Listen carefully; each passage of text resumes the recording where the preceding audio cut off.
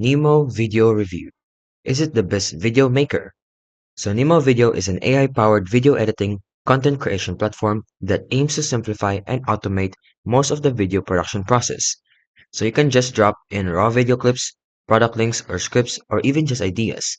Then the AI will analyze and auto-edit them, cutting out stumbles and pauses, selecting highlight shots, syncing audios and adding background music, or B-roll generating subtitles, even suggesting your editing flow. So let's talk about the pros and cons. So for the pros, it is far easier and faster editing workflow. It reduces your or eliminates many tedious manual editing steps like trimming, audio syncing, B-roll, and matching with captioning. It is also good for quick content production, social media, short-form videos. It also has a low barrier to entry. You don't need advanced editing knowledge, and you don't need to have a lot of assets like a good device. And you need to have a flexible input types as well. And they also offer a free tier which lets you test the platform without upfront payment. And they also offer multi-platform and marketing-ready features. Now the cons is though, they have a limited pro-grade flexibility and control.